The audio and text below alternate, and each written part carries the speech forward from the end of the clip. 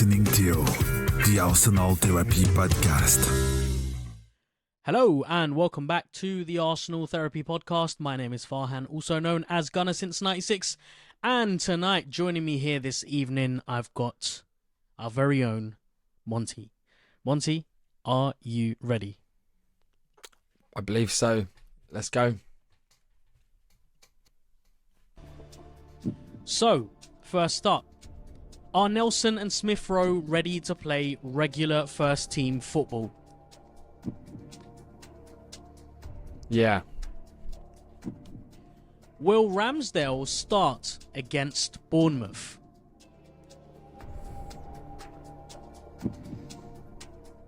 Yeah?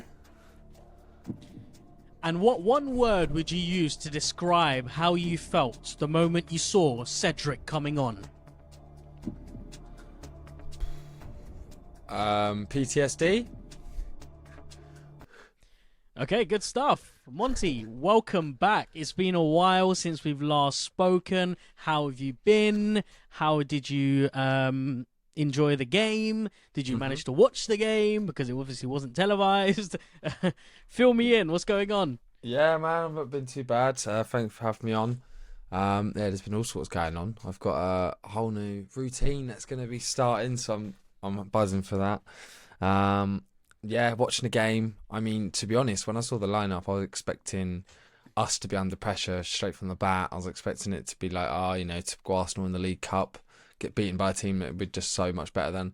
But I was actually very pleasantly surprised in the first sort of bit, which the players who were called in did well, did a good run in.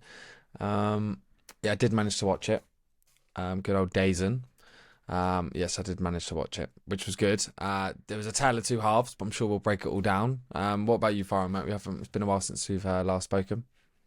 Yeah, all good, all good. Life's, getting crazier by the day. Lots happening, but the football does keep us grounded and I guess a sense of normality for now anyway. Arsenal continue to win, well, at least not lose games, so that's one bit of familiarity that has remained, and that hopefully stays consistent throughout the course of the season, which, I mean, I'm sure we'll end up losing a game sooner or later, but in the near future anyway, we can stay optimistic, having just beaten Brentford in the Away League as well. Cup.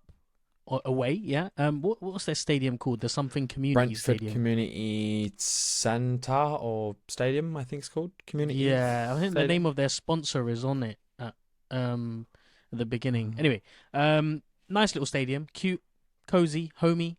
And Arsenal went there and they did what they had to do. But yeah, I'm doing good. It was a bit of a strange viewing experience for me because, I'm sure a lot of you guys listening can relate. We weren't able to watch it on the traditional television screens. It was very much a case of trying to find it wherever we could find it and then pop it on the old display, the old desktop. So it was a bit. True Gunner. Who, it was. On spot, he put it out. We put like where it is around the world, everywhere. I was like, oh, what a legend. Yeah. So I've got a few places that I go to when I'm desperate for a little stream. But yeah, it was weird. It was weird because like I said, I'm usually used to like sitting on the edge of my sofa in my living room watching the game. Instead, today I was at my desk, kind of sat back, just very informal. So the quality wasn't great, but. I don't know about you, but it didn't feel like a game of football. It felt more like an exhibition game, or like almost like a pre-season friendly. I think that's because like the throughout the summer, I was sat on on my desk watching the games from flashback my computer screen. So it just it felt a bit like that. Did it come across like that to you? Like, it didn't come across as like a proper competitive game, I must admit, and it's not because of like sort of just the fact that it wasn't televised. It's just more of like. I don't know what it was. I think it was more the lineup. Like you weren't used to seeing like your prime, pristine 11. But no, it was good. Honestly, it was a good game. I feel what you mean in terms of like an exhibition match. It definitely felt like there was a lot of players who wanted to showcase what they can do, and some were just sort of merely there to make sure that they're able to do that. especially with like people like Gabriel and such. So we're just sort of anchors in the back. Whereas other players really had to show. I mean, let's talk about the starting lineup because, as you said, a number of players who were introduced into the squad who don't usually appear in the starting lineup. What were you expecting versus what we actually got? It wasn't far from what I was expecting. I was definitely surprised by Sego Jr. starting. I thought if there was going to be any sort of youth person that was going to come up, it would be someone else. But yeah, there was a pleasant surprise. I like seeing youth prospects getting in. You could definitely see the way he was playing that it was a big occasion for him. It was not a bad discredit to him because he had great positioning. He was in the right positions, but he let go of like a few touches and a few passes early, and then throughout the rest of the game, throughout his time, you could see there was hesitance between Ben White, Smith Rowe. They weren't exactly rolling it out to him because he already had it twice and he missed it, sort of just with poor touches. So yeah, it was good to him, I think, just to get that experience. The others, like Kiwior, I was expecting. I was expecting Tomiyasu. What did surprise me was obviously Ben White as well, stepping in as well. And when I saw the Ben White Tomiyasu, I was thinking, which one's going centre back, which one's going to replace? So that was good to see. Also as well, I'd say Jorginho. He had a bit of a stinker when he came on the other day, but that was the other day. So I wanted to see how we could start. The bench as well. I mean, the only like starters we really had on the bench I can think of was Jesus, Ødegaard, and I think that was and that was pretty much it, wasn't it? Like proper normal starters we had on the bench. Yeah, and it was like Mohamed El Neni and Russell Walters and Susan. Yeah, it wasn't like the deepest lineup, but what we got from the first 11 that we put out there was good. I was surprised to see, but I'm not necessarily surprised to see Ramsdale because I was thinking it's been a few games now, but now it's a case of who's playing in the next one. Because Ramsdale did amazing. If anything, Ramsdale, I think, kept us in that game, especially that finger touch save that got ends up getting deflected off the post. Or when Brentford were really putting us under pressure, I'm thinking, does Raya save that? I don't know. It's a very, very difficult, very, very difficult shot to save. So it was good to see him back in. Up front, I mean, I love the fact that Emile Smith Rowe was back. I think every Arsenal fan was happy about that pick, just to get a full game of Emile Smith Rowe rather than a cameo. I think he put himself in good stead. He did really well. He still has the qualities that we grew to love about him, which was those sort of close ball control runs, the low centre of gravity, being able to turn, the nice little touches in and out of players. So he was able to do that. He unfortunately missed the shot. It was a bit of a sitter. He should have done a little bit better, but to what he did to open it up, I mean, he did great there. So I'm not gonna discredit him too much. Reiss Nelson as well. I think he did amazing. I think every Arsenal fan's happy to see the progression that Nelson's done, because I think for years, me and you, I know we both said it, is Reiss Nelson's that kind of guy we all want him to do well, and he's just had bad luck with the injuries. But now we're starting to really find his stride, and I think after that Bournemouth game last season, that really done so much for his confidence. And now he just wants to get in there as soon as possible. So I don't blame him. Honestly, I don't blame him. But no, apart from that, the lineup wasn't majorly different. I was expecting to be a B team, but the thing I was most proud of really was the fact that our B team completely dominated the game against Brentford's A team effectively away. What about you? Was there any sort of big notes that you noticed? Yeah, no, I mean, very, as you said, very surprised to see Charles Sego Jr. Hadn't heard of him, to be honest. And yeah, look, you know, he got his first minutes in the first team. It's going to do him the world of good in terms of confidence. Glad to see Nelson. I very much expected players like Nelson, Emile Smith Rowe, even Havertz to play. Great to see Kiwior on there as well on the pitch. Yeah, I mean, throughout the day, it didn't really feel like Arsenal were playing. It was one of those days where, I guess, after the disappointment of the weekend, I for one was quite glad to just have that pause. You know, those few days to just let things simmer. So I would have preferred for Arsenal to maybe be given a few more days before game time, just from a fan's perspective. But yeah, so I guess that was one of the reasons why I didn't really think about it much. But as the sort of the time drew closer to kickoff, looked forward to it, as you do.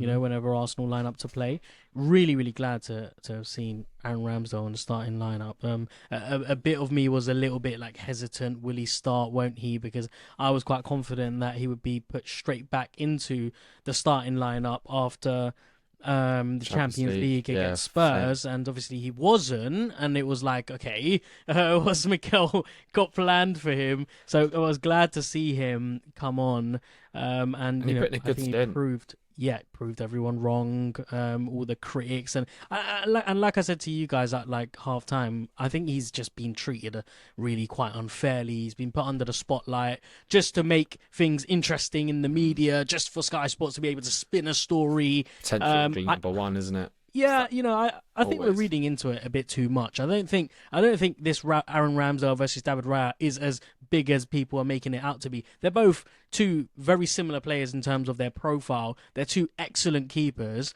and this is gonna elevate their performances. And this was evidence. This was an example of what Aaron Ramsdale is capable of when he's being pushed. Excellent saves.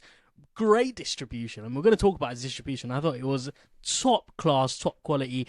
Normal goalkeepers aren't capable of pulling off the types of passes that he does because they're very pressurized types of passes. You have to get them absolutely accurate at all times, and goalkeepers don't have the confidence to do that because they don't want to be caught off guard or they don't want to make a mistake. He just makes it look so easy. So, good starting lineup. And we were playing against a pretty strong Brentford 11 as well. So, all things being considered, I guess the result is a good reflection of the starting lineup. But let's talk about the game now. So, the first half, Arsenal didn't have to wait very long to get the first goal. And, as we were speaking about Aaron Ramsdale, there were very early signs from the first minute almost that Ramsdale was showing a little bit of oomph. There was just that intensity in his game, ready to put it all on the line. Few good kicks in the first opening few minutes, reacting really quickly. There was one moment where he came off his line out of the box to head a ball. I think the Brentford player was offside anyway, but it was that moment where I knew that, he was going to give it his all. But overall, I was quite happy with sort of the rhythm of the passing, good possession-based football, and especially in that opening first few minutes when we were knocking the ball around the pitch, Brentford sitting off, allowing Arsenal to play. That was sort of the theme of the first half. And our friend Jorginho almost caught out in the penalty box. So despite having a lot of that possession, there was still a few sort of moments of anxiety. But ultimately, the goal came. And Nketiah capitalising on a Brentford mistake. Talk me through the goal. What did you like about it? And what did you not like about it? Because there was something about that goal that I didn't quite like. But yeah, give me your take on the first goal. I mean, for me, it was more the sort of connectivity of the players. They knew where each other were, even though they haven't necessarily all played together for that long. They seemed to have a grasp of where each other were. It was just good hustle all round. Personally, I didn't really see anything I didn't like, to be honest. I mean, each goal has its own little scraps and bits, and it's all about how you win those sort of situations. For me, personally, I didn't find anything I didn't like necessarily about it. But it's always good to see Hale and boys connect. Nketiah just putting it really on a plate for Nelson. And going for now. I mean, that's the one thing I liked from Nketiah when I saw the lineup, and I've always rated him about it, and I've spoken about Nketiah so many times. Of course, yeah. But what I feel like some people are getting is that Nketiah can be trusted. He can be, although he doesn't have the finishing final touch that Jesus does, or that sort of clinical edge. What he does have that ability to hold the ball. He does have that ability to impact the back line and draw them away, to open gaps for his players, because his work rate is up there. It's up there, and he's always looking for runs. He's always looking for ways in behind, drawing players out, doing the little the cheeky 1-2s to open up the gates. That's what I liked about him, and that's what I've liked about him throughout the whole game. He did have some chances. He had a shot in the second half as well. That he had a couple of chances that should have gone in. They should have gone in. There's no doubt in that. He should have probably had one goal for himself today.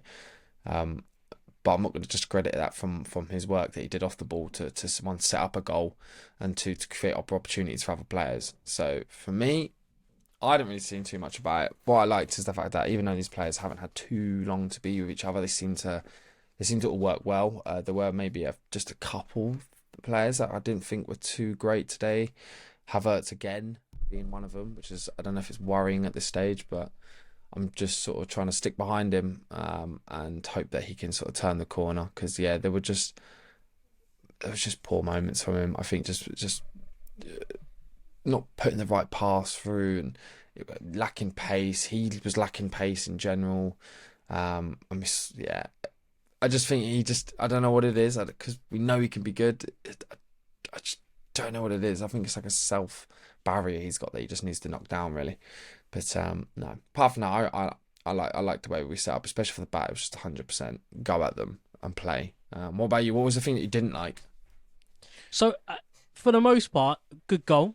Really glad that Nketiah was there, right place, right time, capitalising on that Brentford mistake, nicking the ball off the player, I forgot his name, and what I didn't like about that goal was the decision to pass instead of taking a shot on for himself. I felt like he was in a great position to have a shot, and he decides not to. So yeah, a little bit of a iffy moment there, but and actually, it was, I think the pass back to Reiss was quite lucky to arrive to him. I can't remember from the top of my head because I haven't rewatched the goal, but as I was watching, I was thinking, oh, why didn't he take a shot? Why has he done that? And he Reiss has a shot, goes into the back of the net, 1-0 Arsenal inside 10 minutes. Happy days. Yeah, definitely. I think what you get with Nketiah, though, and that's probably an evolution of his game, I think, is that he's not necessarily just going out for striking opportunities. I think he's trying to open up his sort of, what's the word for it, artillery of skills that he has and playing in people. Like I was saying, he does those runs. I think maybe he's had a conversation with Jesus or maybe just some other sort of players in general who used to do that, like strikers particularly. And about even when he went to England, I mean, one I can think of who does that very well and is very good at assisting. And I know he's not there anymore, was Harry Kane.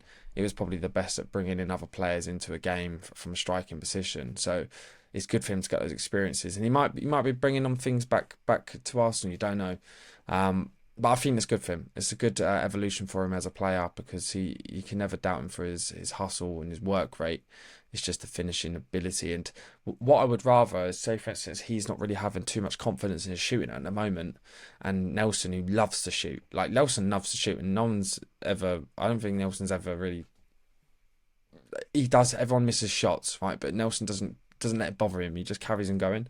So if he wants to lay it off for players who he thinks has got a better opportunity, I'm all for it. Mm. Well, look, what am I trying to say here? The good thing that came out of that was Arsenal scored in the first, inside 10 minutes, which was nice, because we've been failing to take advantage of our early opportunities, and then we get a little bit.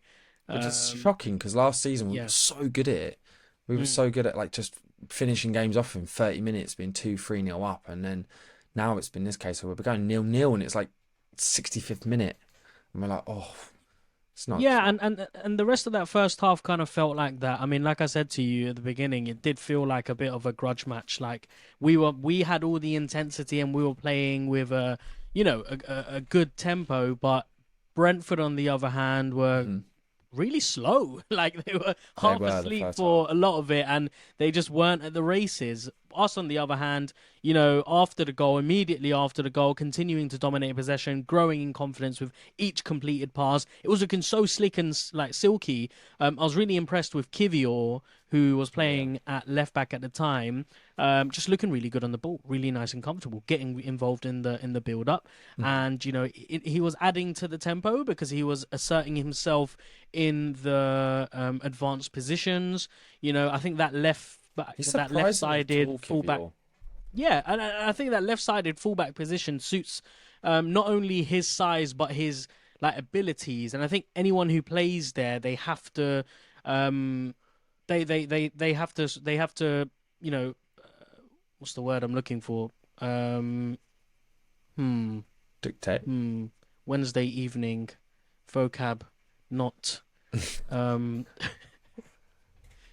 not sinking in with me. They have to oh my god, it's on the tip of my tongue. What's going on? What's going on? You've got it. It's there. They have to. I give up. But basically, what I'm trying to say is anyone who plays left back are going to have to play in the way that Arteta wants them to. That left back position holds a specific sort of strategic importance in the way that we build up. It's almost systematic. So it doesn't matter whether it's Kiwior, whether it's Zinchenko or anyone else, whether it's Tomiyasu, they're all going to have to play as an inverted fullback. They've got to play that role.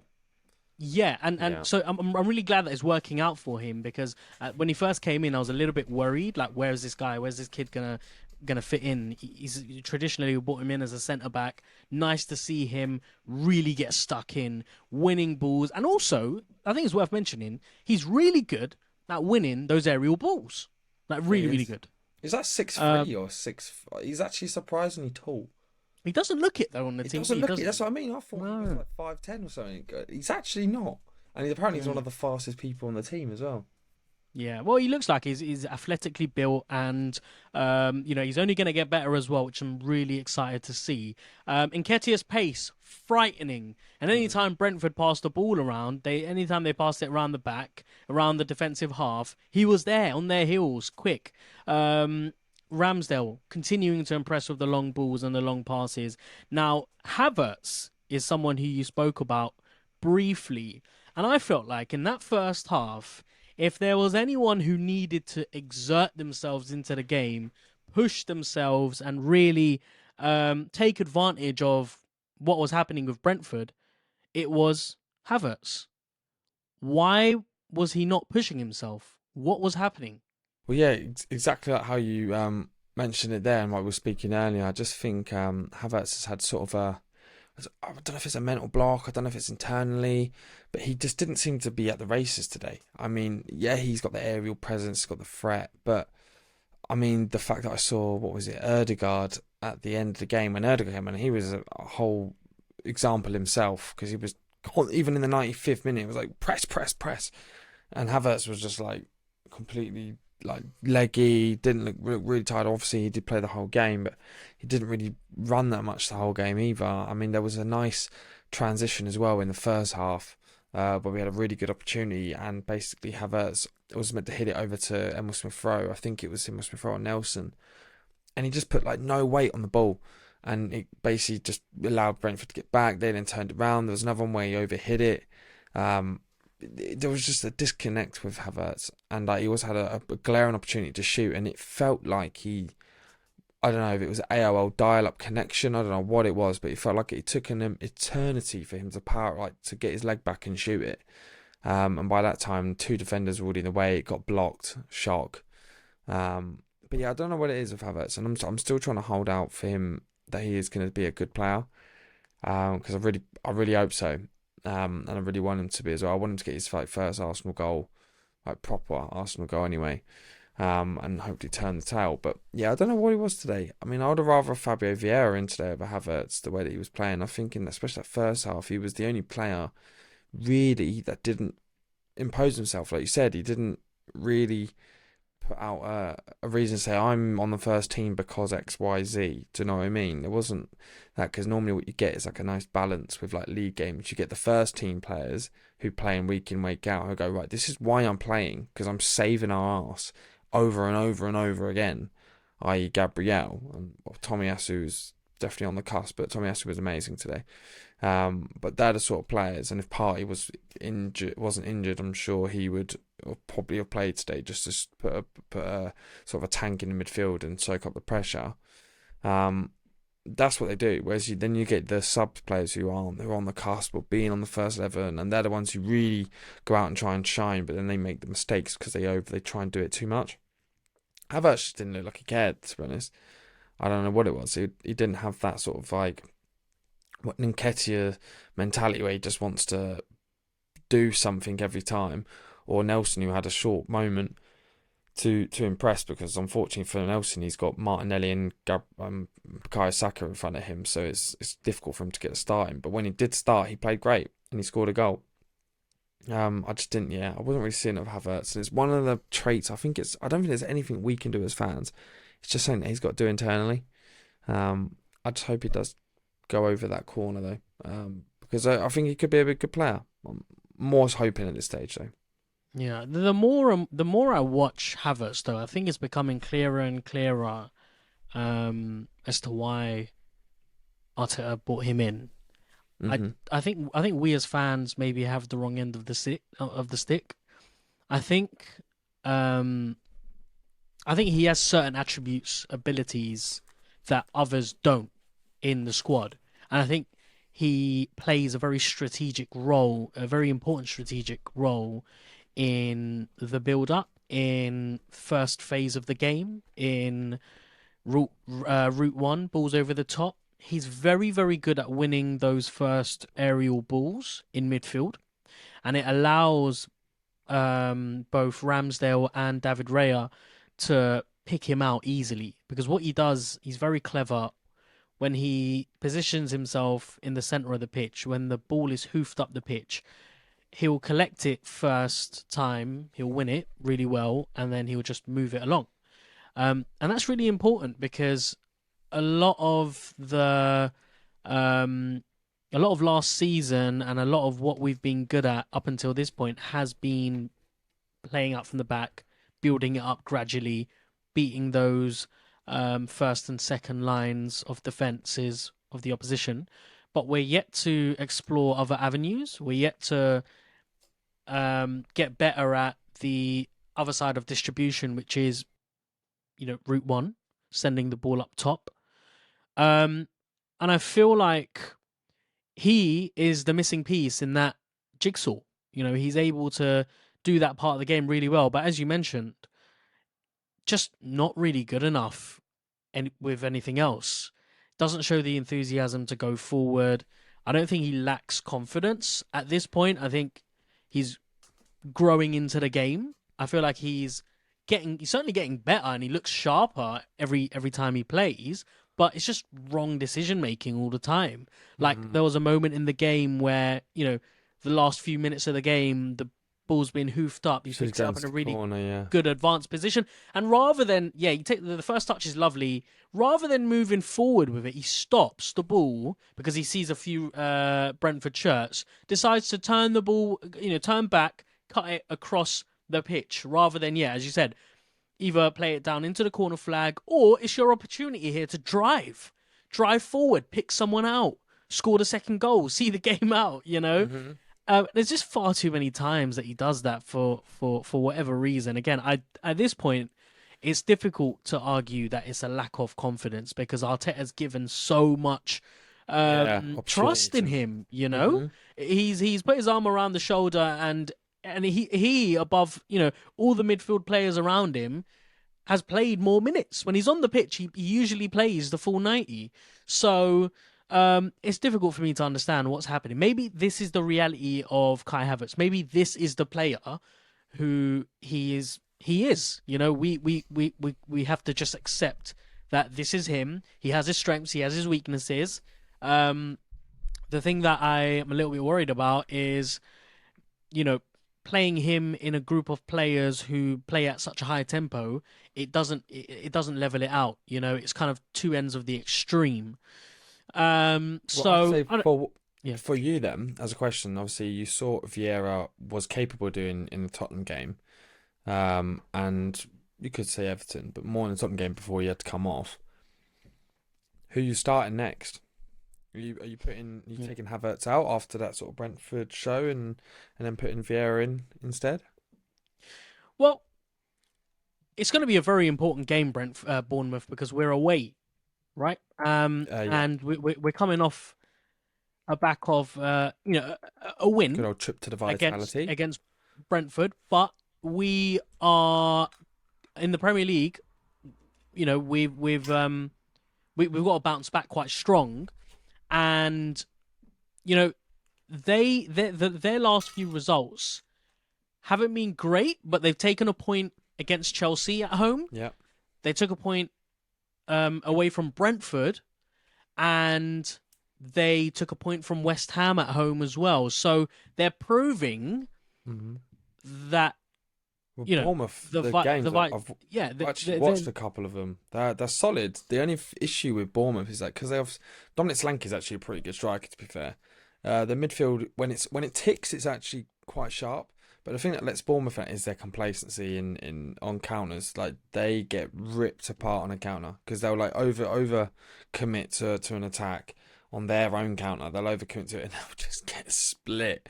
They'll get split in seconds. So that's why when they play top teams, I mean Chelsea, you can't even put them in that bracket this year. They are awful, and I've literally spoken to a lot of my Chelsea mates. They are awful this year.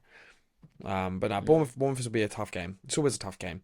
It's quite a short, intimate sort of stadium, really, really compact, really close. But we always have quite good memories. I mean, my best memory of Bournemouth recently will obviously be when the Saliba chant was born, when he scored that absolute worldie last season. So now I'm hoping that we can repeat that. But you are right, though. There are definitely some key choices that need to be made in the midfield. And personally, from my view, I would rather Vieira. I feel more comfortable with Vieira. I think, but saying that with Vieira, obviously he's had about a season longer, right, to adjust. But with Havertz kind of gives me the same vibe that Vieira's got, but with Vieira, he was obviously younger in a completely new league, whereas Havertz should have been able to just plug and play because he's been in this league.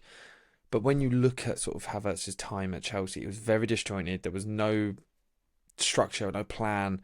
He had basically to reteach himself football because the way that he was playing at Bayern Leverkusen was very different. So there is probably some teething problems there, and we might see the best of Havertz towards the end of the season, which I'm hoping. But at the moment, I feel a lot more comfortable with Vieira. I think Vieira's come on, really taken like that way you were saying is he's built into the structure, built into the system. He's got that role, which is what it is. It's effectively you got your role on the pitch and you have to just play it. You need to play Arteta's system. It's as simple as that. You have to play what you're being asked to do. If that means pressing up to the 95th minute, you're going to be pressing up to the 95th minute or you're coming off. It's as simple as that. So I would feel more comfortable with Vieira going in. One of the conversations I do want to have, though, is Tomiyasu and Zinchenko. I think Tomiyasu was amazing today. Nothing short of amazing. There were maybe the odd, and I say odd, there was maybe one or two passes that were a little bit risky, where he played it in the middle in the first half. But we was in high confidence, so I get why he played it, because we were just in high confidence. But he played it in the middle, and we nearly got turned. But then it was actually Tomiyasu who stopped the goal coming in. He was there for the block on that incredible shot. I think it was Janol or Wissa that shot it. I can't remember.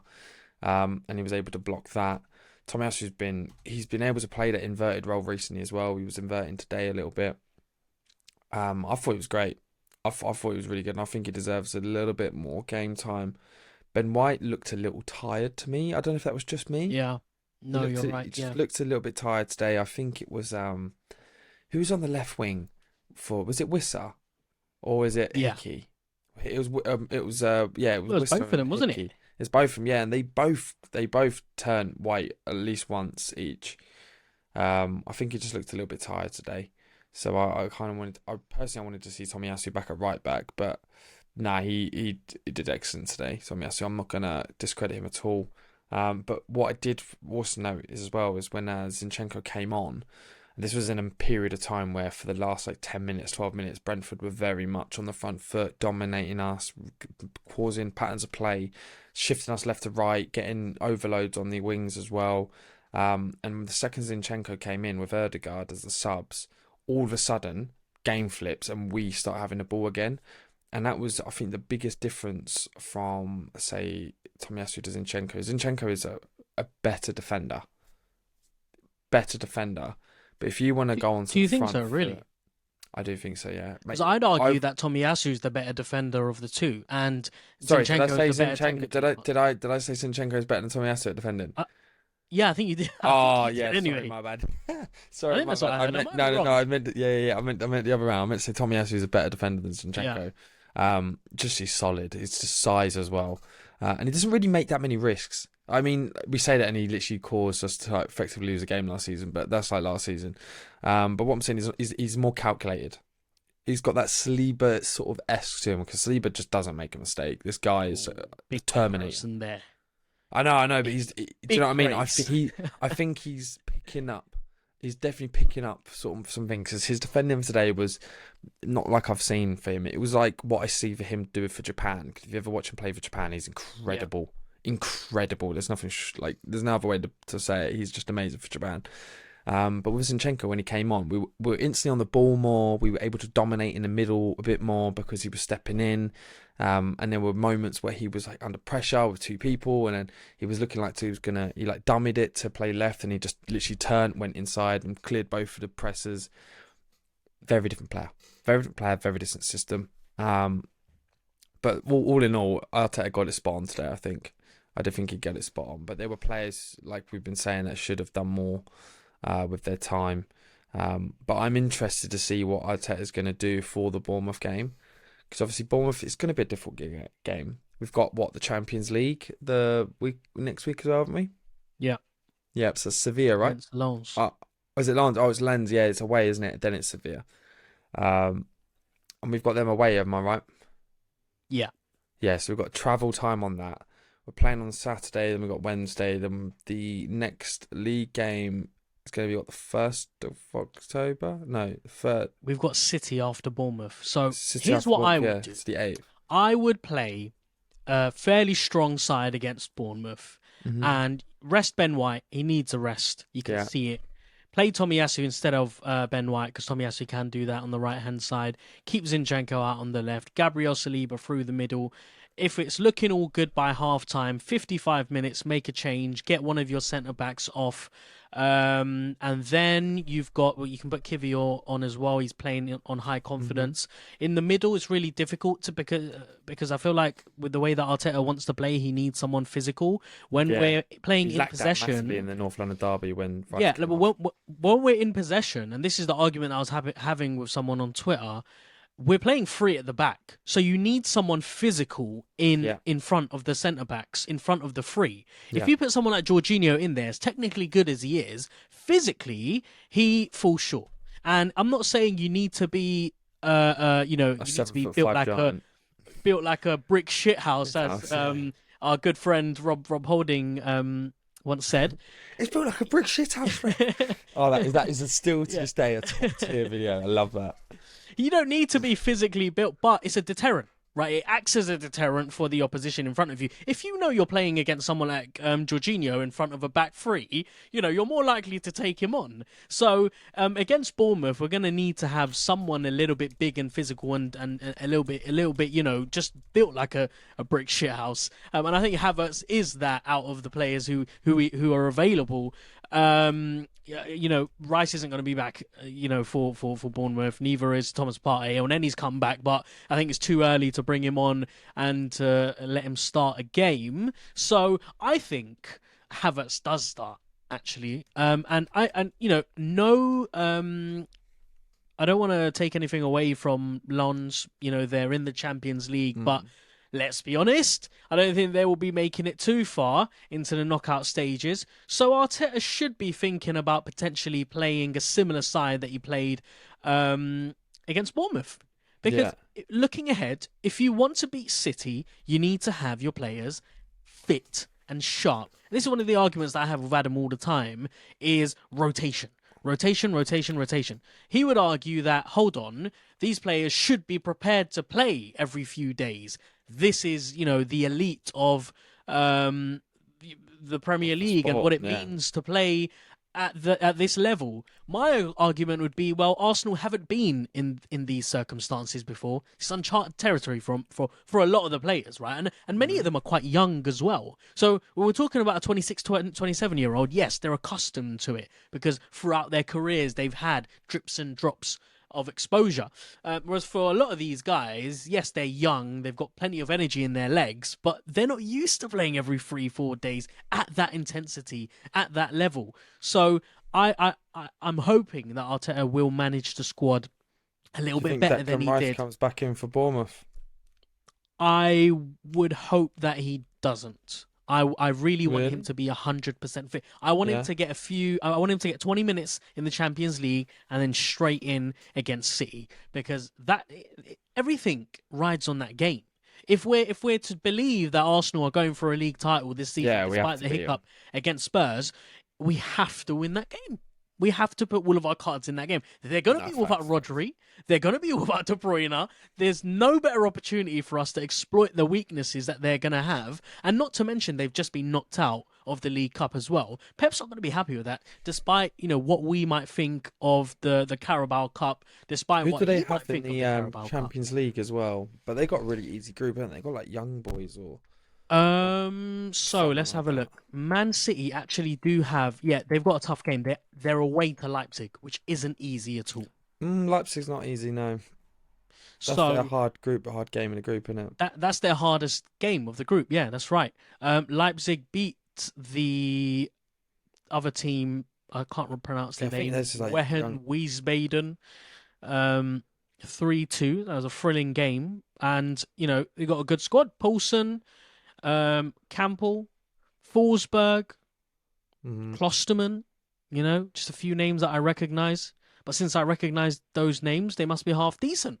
So, it'll be interesting to see what Arteta does against Bournemouth. But I would be quite cautious not to go all out. I mean, play a strong team against Bournemouth, but use the momentum that we got from the first half against Brentford. Do you give Smith-Rowe some time against Bournemouth, or do you let him come on as a sub again? No, absolutely. I absolutely give him. This is what you need to do when you bring back players into the squad who then have a really good performance. Let them ride that wave. Reiss Nelson, excellent. Eddie Nketiah, really positive. Emile Smith-Rowe, those three, shining lights for us in that first half, in the opening half an hour, 45 minutes. Emile Smith-Rowe was unlucky not to get a goal. Almost scored. Teed up well by Jorginho, gets himself in the box, skips past the Brentford shirt, opens up a shot, and it's saved really well. Maybe not hit with as much venom as he might have wanted, but he's showing a lot of promise right now. He's playing with a lot of confidence. And, actually, to keep everyone happy, I'll probably play Ramsdale against Bournemouth as well, and then bring back Raya in the Champions League. This is what, playing in a top club should be all about. It shouldn't be a case of, someone's been dropped out. It's panic stations. It's called rotation, guys. And it's competitive. You need it. Because for instance, if we can't, and we watch the team week in, week out, we read all the news, if we can't tell who they're going to play, what do you think other managers are thinking? They're like, what do I line up against? Because we play very differently with very different players. Like I said today, if we have like Tomiyasu, we weren't really doing that inverted role where they're coming inside and isolating, but we were going around the edges and making them spread out so we could push him for the middle with Jorginho. But when you have Zinchenko, he comes in as an extra man and we go to a back three, and then the wider men go further out, so we stretch your back line, and then your midfield becomes isolated in the middle. So it's completely different. It's completely different if you've got...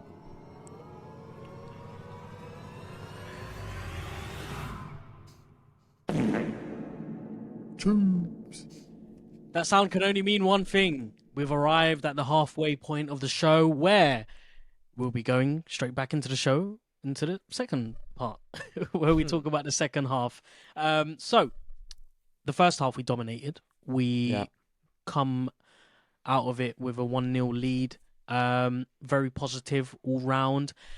And then the tempo drops a bit, and I don't know whether that's down to Arsenal dropping the levels, or whether that's Brentford coming out into the second half with a better tempo, a better level of aggression, battling for the ball, looking a little bit sharper. And actually the crowd as well, you could tell they were a little bit more pumped up for it. In the first half, I feel like the crowd was so flat. All you could hear in the background is the Arsenal chants.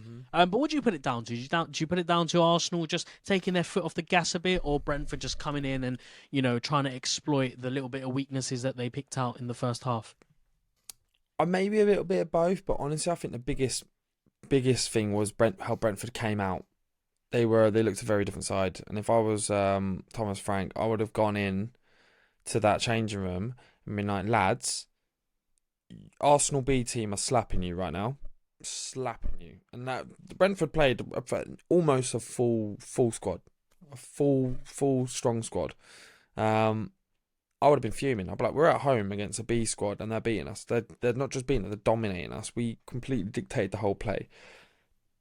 And the second half started, you could see Brentford were just more alert.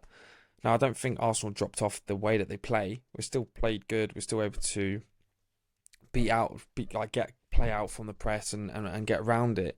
I think it just was a case of Brentford were more sharp, and I think Arsenal were less determined because we had that thing to defend. We sort of had that reluctancy. And I think there was just sort of the nervousness from like new players who have sort of come in. They didn't really want to take the risks and cause there to be lost. So they already got to that place for us to be in front. So I wouldn't necessarily dropped massively. It wasn't really. I think it was just sort of mainly from Brentford coming out with just completely different energy. And like you said, the fans and got energised because they were seeing that their team are actually going forward. And obviously, you know what the 12th man can do. You've seen it at the Emirates when the fans are on it. The team can just come up with this whole new energy. So I wouldn't be too concerned. I don't think it was a lack. If it was like tiredness, I don't think it was anything like that. I remember I saw Gabriel late second half towards the end of the game, and he's got like 2 man on him in the corner. And he's like just shrugs off one of them, like full strength, shrugs him off, and then ends up passing it back to, I think it was Ben White. I'm not too sure on the right. Just shoved them off. So I don't think tiredness was an issue. I just purely think Brentford came out different. I think Thomas Frank said something. Whatever he said, it worked in the second half. Obviously, they didn't get their goal, so it didn't necessarily work. But I was, as an Arsenal fan, I was annoyed at Brentford in terms of like, if I was a Brentford fan, I'd have been fuming at that. Fuming. Seeing Arsenal have got like people that don't start week in, week out dominating us at home. Because as an Arsenal fan, before this game, you were probably expecting physical game. It's going to be back and forth, back and forth. When you saw the lineup, I was like, it's going to be a close game. I didn't think we was going to do what we did, but we were a lot more dominant than what I was thinking. I was thinking more 50-50. That second half was more what I expected throughout the whole game. Yeah. Rather than what we got in the first half, where we end up taking an early lead and sort of embossed it, really.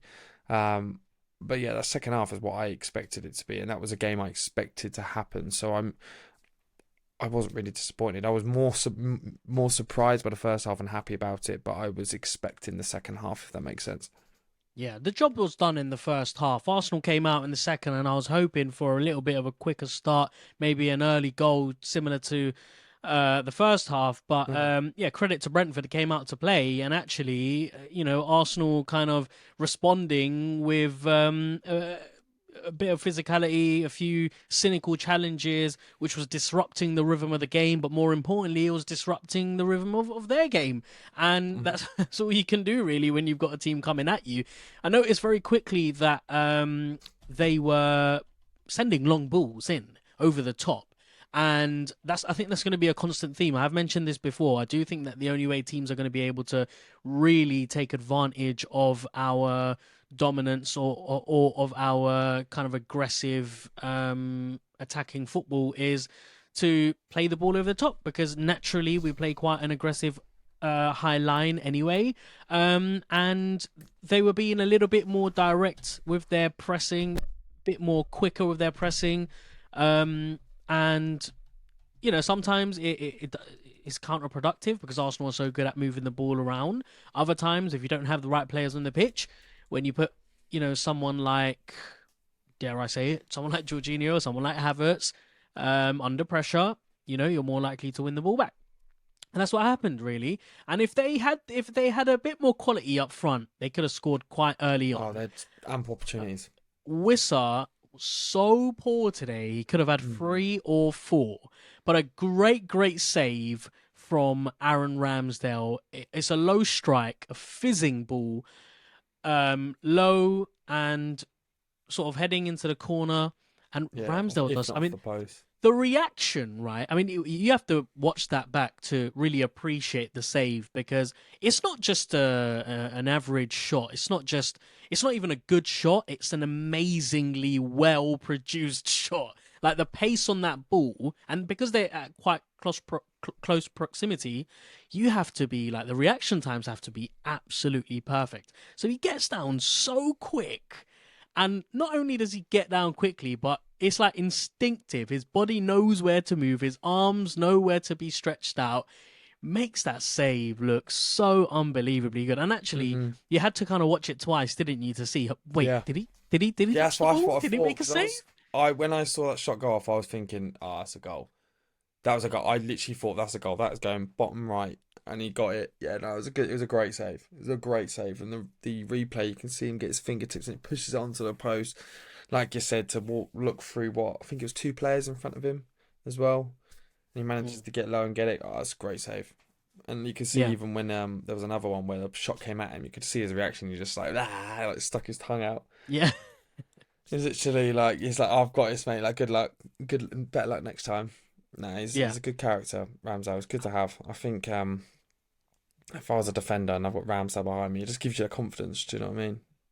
Yeah, Ramsdale, let's have a quick chat about him. And we have been speaking about him on and off, but he, to sum it up, really, he didn't put a foot wrong. Maybe one iffy moment where he held the ball on for too long early on in the second half, very, very early on.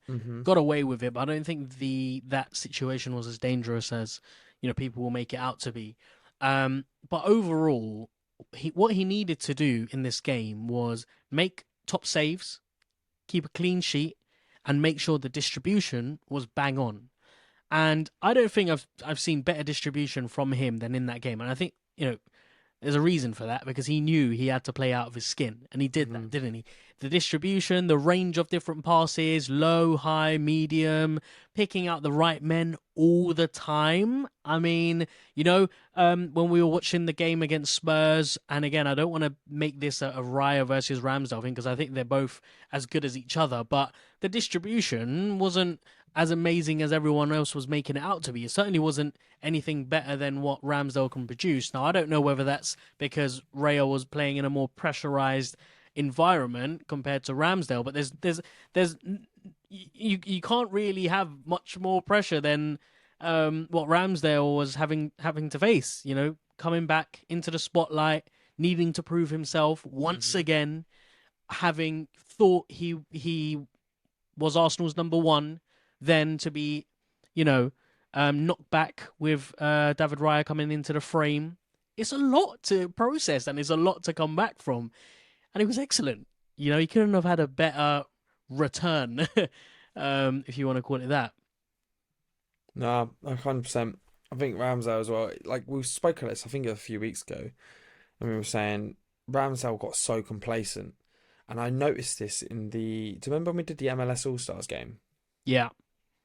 Right, and no joke, they asked him a question, him and Matt Turner, and they were like, who would win in this game thing? It was like the shoot-off thing where you have to like literally just like boot the ball at the other goalie. And Ramsdale just, without even a care, just went, "Oh, me easily. No, I'm slapping. I'm smashing this." Like literally just discredited Turner's ability, like full stop, and was just like, "Yeah, like we're winning. I'm winning." And that's why, like, from that moment I was like, "Oh, like is the gap that big, like in those two?" But now that Ray's come in, I think we'll see a sharper Ramsdale. I still think Ramsdale will end up being a number one. I do think Ramsdale is a better keeper. But I do also think that he was getting a little bit complacent, because he got very comfortable, and there were moments where like he would just do things nonchalant, and then it would turn into a bit of an issue for us, like wayward our pass would go wayward, or holding the ball a little bit too long, and it'll be in a really high pressure situation. It's just not what we need. Whereas Raya is a more sort of a methodical goalkeeper. I think he's just sort of a calming presence, but he doesn't do anything that will like make you don't nothing electric. By that save, obviously, and then North London derby, that was incredible. But I mean, like the passes, like Ramsdale can do that route one ball, bang, he can just flip it, or he will come along and just snuff something out completely, or he'll just have the control to be able to just get the ball and literally tap it round a player and then do the long ball. But I think with Raya coming in and these sorts of pressure situations, like you just said, like he has been sitting out the last 3 games now, 3 games. 2 games, yeah. 2 games, yeah. He's probably thinking, damn, because I thought he was going to go straight back in for the North London derby, and that's a big game. That's a very big game for Arsenal. That's Arteta going, Raya did good here. I'm going to keep him in because I trust him. You're going to get your moment, and when you do, you're going to have to prove to me that you've been better than what he's going to be showing me in these next 2. And Raya wasn't bad. So, like you said, he had to play out of his skin, and I think he did. I think he put in a good enough shift for him to prove to us and to the fans and to Arteta that he is still the number 1. Was he tested as much? Not so much. I mean, obviously, Brentford, like you said, Wissa had a shocking game. Like, they had loads of opportunities. They were all off target. Like, and the only one I think that was actually like properly on target was that great save. And there was another one that was like directly at him, like just straight at him. And there was loads of ones that just went over the ball, over the thing. But positioning was on point. So I would like to see Ramsdale back in. And that's what we want. We want healthy competition between the goalies, because then they don't get complacent. And it is literally a case of, it's not like no longer is it a cup or a league goalie. It's just, I'm going to play you until you have one bad game. And then next one in. Still have a goalie for the cups. Like, I still think we should have Raya for the Champions League games. And the only reason being is I do you get this feeling when Raya was playing, you just feel a little bit safer? Yeah, I do. Yeah.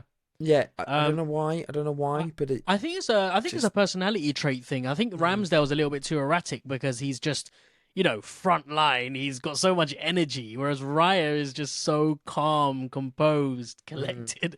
He just knows how to, cool himself, and that's what makes everyone around him feel a little bit more.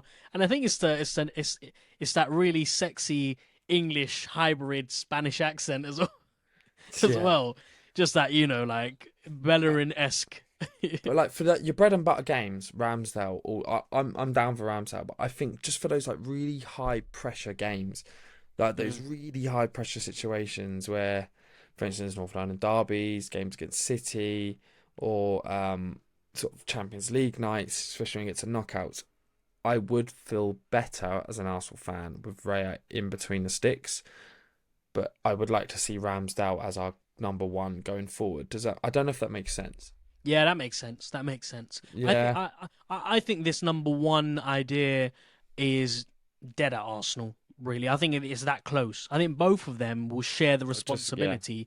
But when it comes down to it, I mean, Arteta is trying to build a culture where both goalkeepers are going to be utilised for more or less the same amount of games, and they'll be happy to distribute that amongst themselves. It won't be a case of, someone's playing a really big game and then someone's having to... I think both goalkeepers are just going to be happy to play their part, and more of that needs to happen around football. I think players need to understand that nowadays, especially in Arsenal, and if you look at the, I guess, what's the word I'm looking for? If you look at the overall feeling or like the sentiment chemistry. I'd say the sentiment around the club and around players isn't, oh, why am I not playing?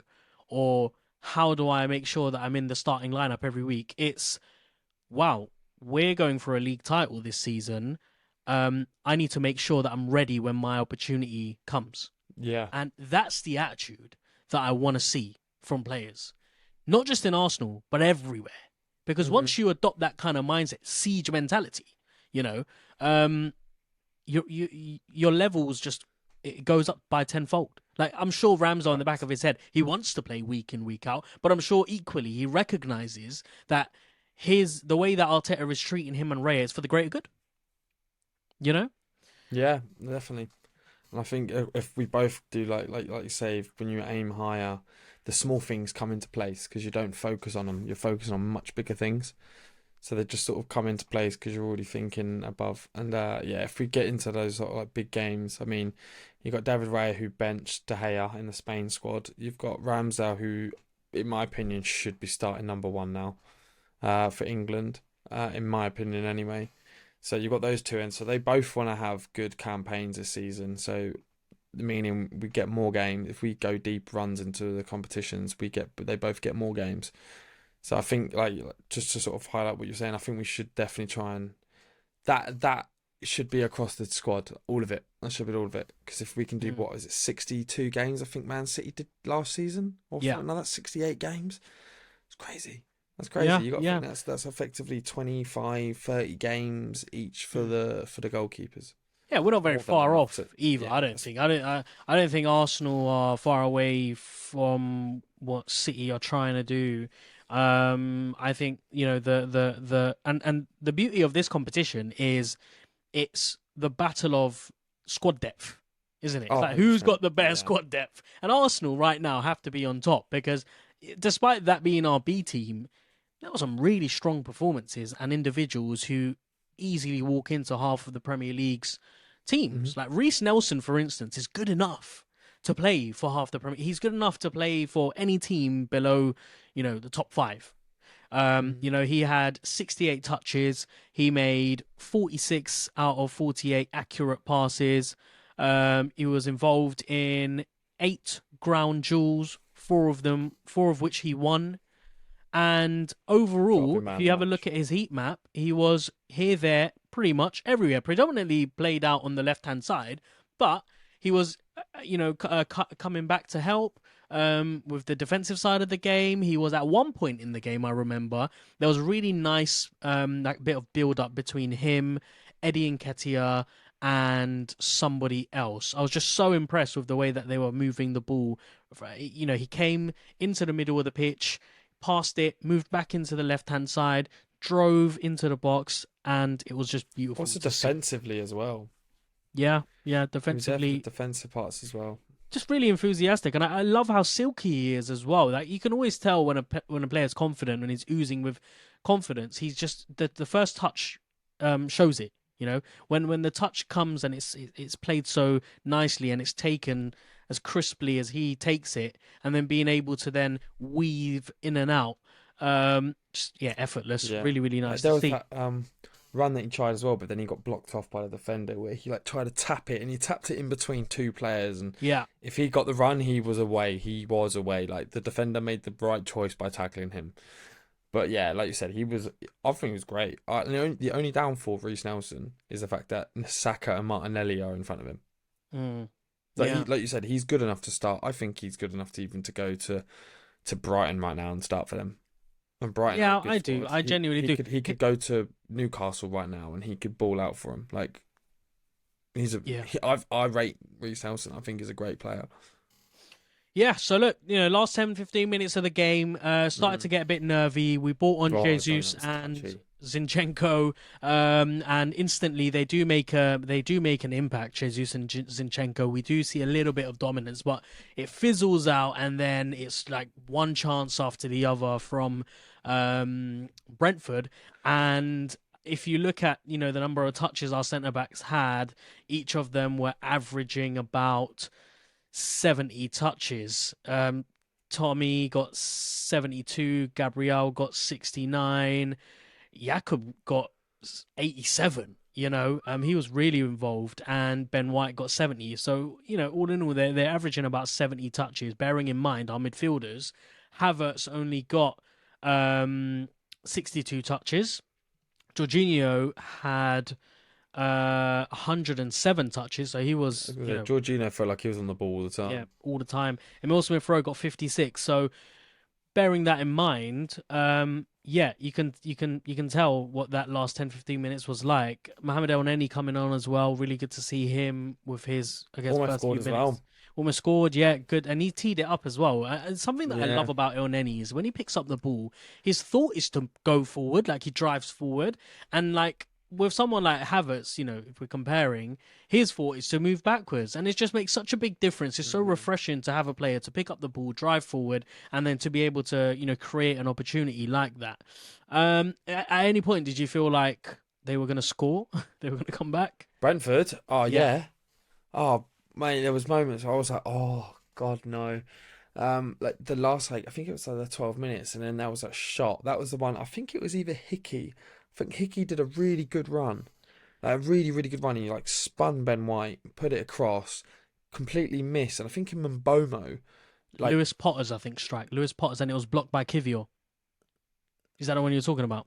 yeah, I can't remember what it was, and it came across, and it was just like there was one that was blocked, and there was one that was it like flayed. It literally it was like a kick, but it had no power, and it just went, yeah. He sliced it. He dwindled. sliced the shot. Yeah, Yeah. completely sliced it. That one was like I was like, okay, that's actually a glaring opportunity, and he completely sliced it. So that was like, whew, and a heart minute. Then there was the Kiwior block, and then there was another one as well, which just went skied straight over the bar. It just by about a metre and a half, it just went boom, like fid straight over, and I think it was Wissa.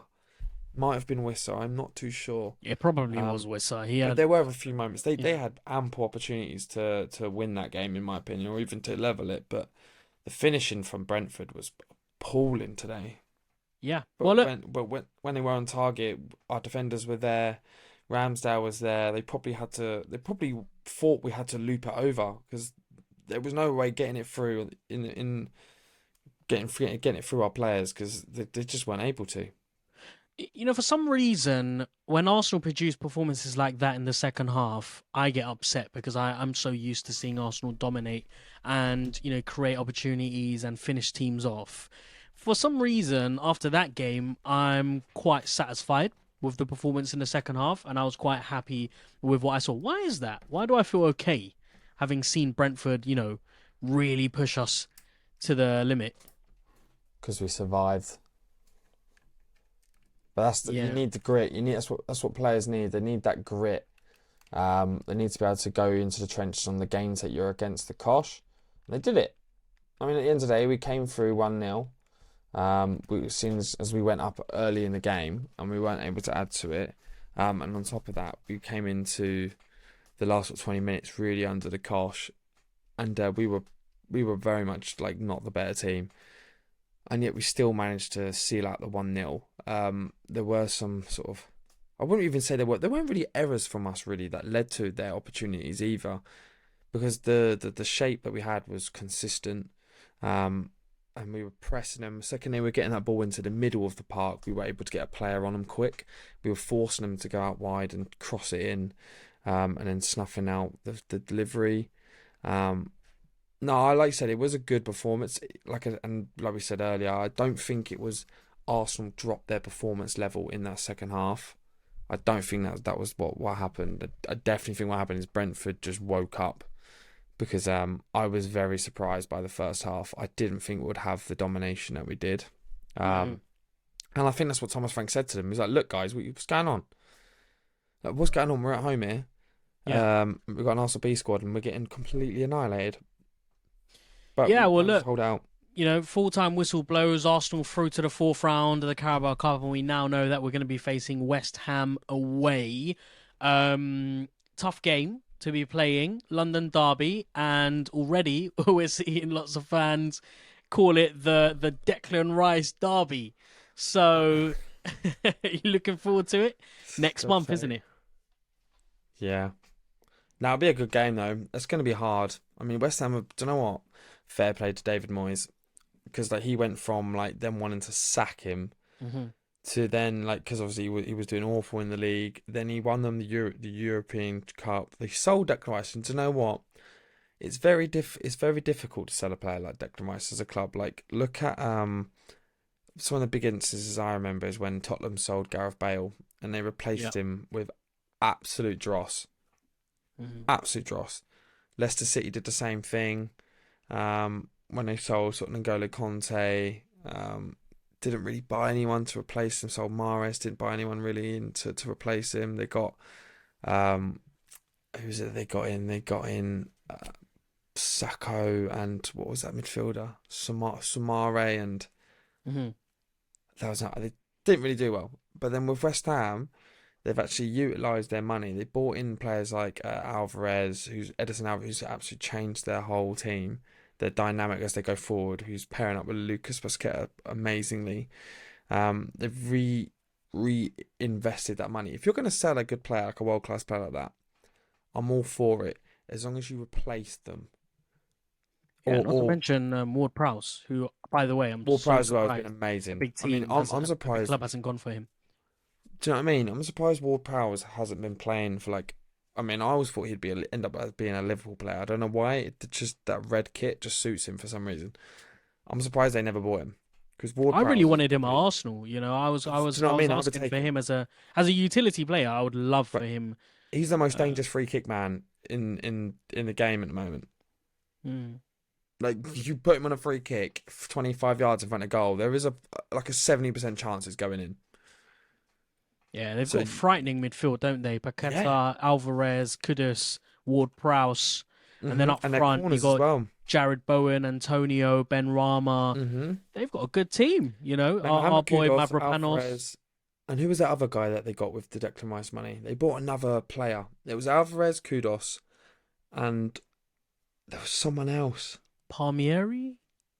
I can't remember. It's a midfield, but he was just been stout. They've filled in the gaps and they've done really well. And to know what, fair play to David Moyes, because it's very hard to be in a situation where the fans and the players are all disconnecting from you.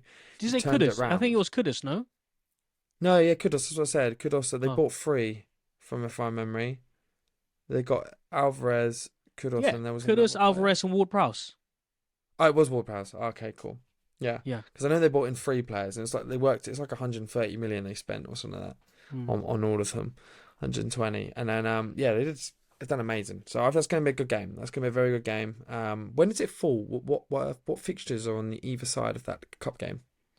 Do you know? I was just having a look. They haven't obviously updated the website yet, but I read somewhere that it's going to be on the 30th of October. So we on the 28th of no, yeah, on the 28th of October we've got Sheffield United at home, Mm-hmm. and on the 4th of November, which is the following Saturday, Yeah. we are at St James's Park.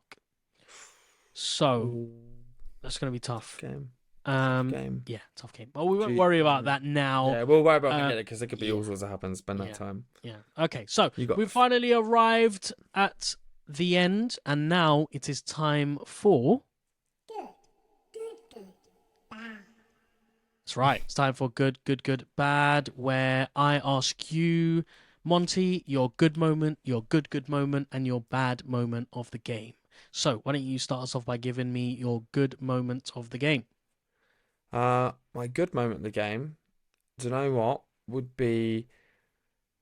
I'm gonna say Ramsdale's save. That was just a good moment. I think that was a defining moment of the game. It gave me a lot of confidence that we weren't going to concede, because in any other sort of normal we would concede that and would end up losing 2-1 or whatever. And it just felt from that save, it didn't feel like we were going to lose. That would be my good moment. And what about your good, good moment? Good moment. I'm not even going to say the goal. It was actually when we in the first half when we were building up, and it was the build up to Emil Smith Rowe's run inside, and it was just the way that the all the players that Arteta picked who were new to this game, even Sergo Junior got involved. The way that they're all interacting, it's like they haven't. You can tell that they've not played with each other properly, but yet they managed to have this chemistry with them, and that for me, even though it wasn't a good moment in terms of that we didn't score, we didn't get anything out of the game. What it gave me as a fan was a lot of belief that there is a lot of talent in our depth, and that there is a sort of our B side is very much worthy of being there. So that for me was a good moment, just purely as a fan, because it gave me belief that we can sort of do deep runs in this cup. Mm. Okay, and finally, your bad moment. Bad moment. Um, I'm gonna say I'm going to say probably that 60 minutes to 70-minute mark where we were getting beaten every 50-50 duel. We just weren't there. And I can't really put my finger on it why. I think Brentford were just better, but I think there needed to be someone who needed to come on, or someone needed to step up and do it, and we didn't have that. I think that was where, if you had a Martin Ødegaard on the pitch, he's shouting at people. He's going to be like, you do this, or he's just going to lead by example. He's just going to do it and then be pointing while he's running, like, here, I need people here. That's what we lacked. So that was probably the bad moment. But overall, we won the game. We didn't play badly. We managed to survive being under pressure away. So there wasn't necessarily a bad moment, but that's probably the worst moment for me, because I genuinely thought that there was a moment we could concede, because I didn't feel like someone took the initiative to want to lead in that moment and wanted to sort of push them forward. And it just felt a bit disjointed to what we normally see. That would be my bad moment. Okay, good stuff. Well, it's time for us to say goodbye. So I want to say a massive thank you to everyone who's listened up until this point. Thank you very, very much. If you did enjoy this episode, please do give us a 5-star review on Apple Podcasts and Spotify. Let us know what you thought of the show by reaching out to us on Twitter. You can find us over there at Arsenal Therapy. You can find Monty over there at Monty_official_. And you can find myself over there at Gunner Since 96. As always, we will be back very, very soon to give you your usual weekly dose of Arsenal Therapy. But if you can't wait until then, make sure to head over to the Arsenal Therapy YouTube channel for not only the 15-minute show, but also the Arsenal review show, where we will be looking ahead to our next game in a lot more detail, analysing and breaking down our opponents and figuring out how Arteta will line us up and get us those all-important 3 points. Make sure to also head over to the Arsenal Therapy website, where we'll be releasing the blog posts, breaking down all the thoughts and feelings about this game, and much, much more. So we'll speak to you on the weekend. Until then, have yourselves a lovely week. Take care. We'll speak to you soon. Thank you very much. Bye-bye.